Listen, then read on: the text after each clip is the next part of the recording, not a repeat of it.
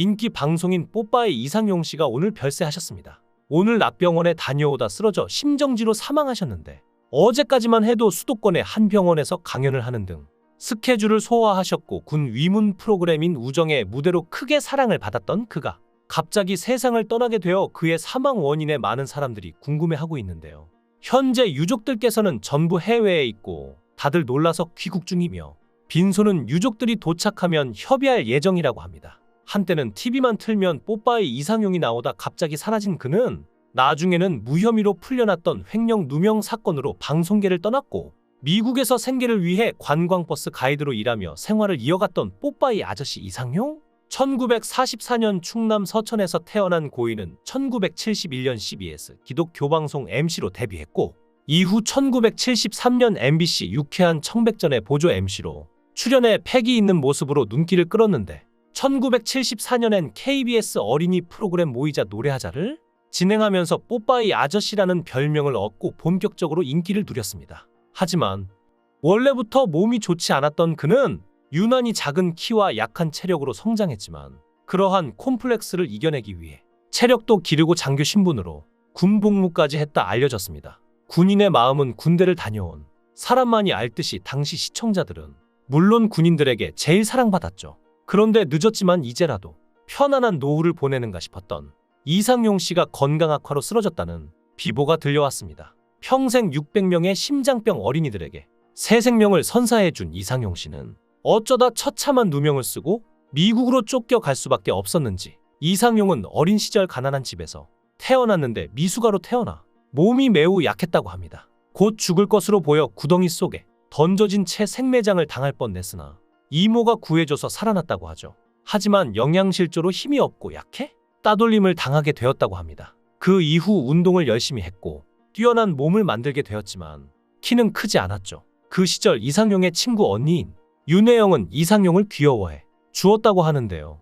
둘은 오누이처럼 붙어 다니며 항상 함께했다고 합니다. 이상용의 아내 윤혜영은 1살 연상인데 오누이처럼 붙어 다니다 이상용의 마음에 불씨가 생겼고 짝사랑하기 시작했다고 합니다. 이상용은 밤새도록 아내 윤혜영을 설득했고 마침내 연인으로 발전하였지만 결혼은 쉽지 않았다고 하네요.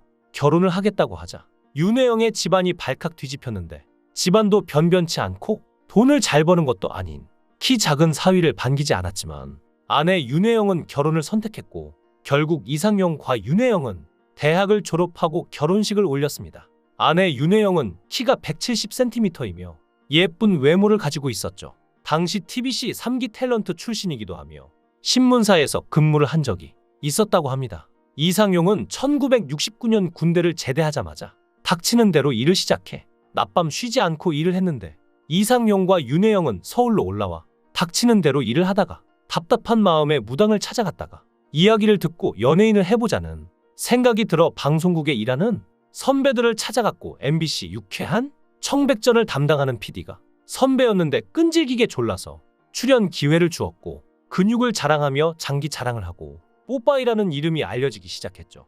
이렇게 이상용은 알려지기 시작해 이후 우정의 무대 MC 맡으며 엄청난 인기를 얻고 대한민국에서 모르는 사람이 없을 정도로 성공을 하게 되었습니다. 이상용이 우정의 무대를 진행하면서 겪었던 해프닝에 의하면 자신이 진행하는 라디오 프로그램에서 군대 간 아들을 둔 아버지들이 계속 편지와 전화로 왜 아버지 만나는 건 안 하느냐 아버지들 섭섭하게 하냐는 피드백을 보내자 이상용이 어머니 대신 아버지를 부르는 특집을 방송한 적이 있었죠. 아버지 특집으로 진행한 우정의 무대에서 이상용이 아버지하고 부르는데 객석의 병사들이 아무도 나오지 않고 서로 눈치만 보고 쭈뼛쭈뼛대는 상황이 벌어지는가 하면 그 노련한 진행자인 이상용이 당황해서 이게 아닌데 하고 허둥대는 모습이 그대로 카메라에 잡혔습니다. 그리고 출연하게 된 해당 아버지는 감동적으로 나오는 어머니들과 딴판으로 뒷짐을 지고 팔자걸음을 하면서 어흠어흠하며 가오 잡고 오면서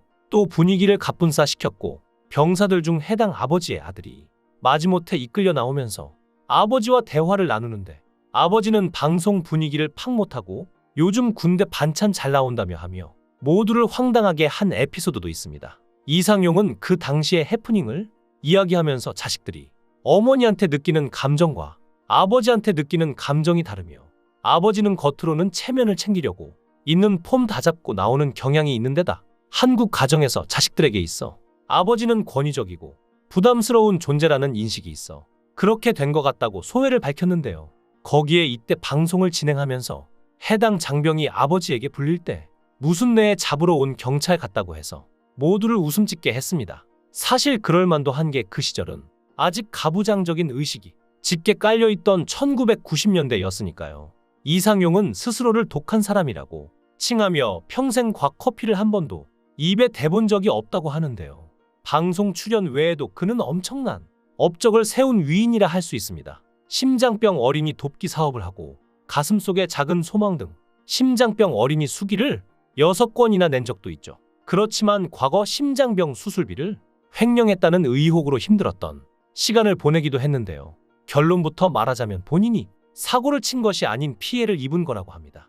이상용의 주장에 의하면 우정의 무대로 폭발적인 인기를 끌고 있던 이상용에게 김영삼 당시 대통령의 아들인 김현철이 신한국당 국회의원으로 정계에 진출하라 권유했지만 이상용은 정치보다는 지금의 생활을 하고 싶다는 취지에서 정중히 거절했다고 하죠. 그러자 그의 인생에 또다시 위기가 찾아왔는데 그것이 심장병 어린이 수술 기금을 횡령했다는 이유로 누명을 쓴 것입니다. 그는 억울한 누명으로 인하여 우정의 무대를 비롯해 한국어린이 보호회 회장직 등 자신이 하고 있던 모든 일을 전부 그만두어야 했고 결국 경찰에 소환돼 조사를 받았습니다. 당시 그는 3개월 만에 무혐의 처분을 받았지만 해당 사실은 크게 알려지지 않았고 스트레스로 일시적인 실명까지 겪어야 했고 해서는 안 될 선택을 시도하기도 했다고 하는데요.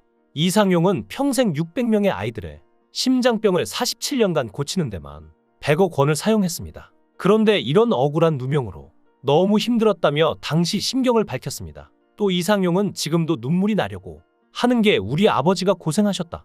언론인인 우리 아들 그런 아들 아니라고 인쇄해서 대전역 광장에서 뿌리다가 돌아가셨다며 울컥하는 모습을 보였죠.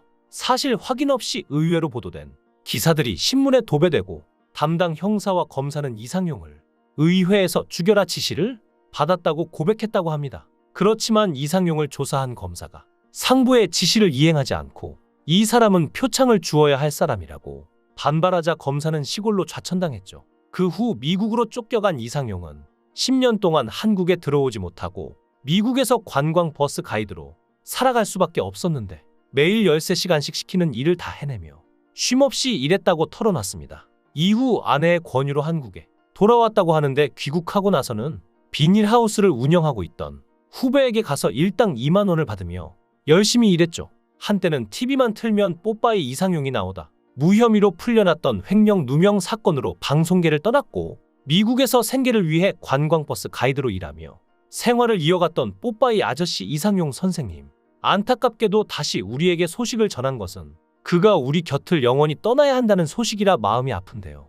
그가 그곳에서는 꽃길만 걸으셨으면 좋겠습니다. 고인의 명복을 빕니다. 강산TV였습니다.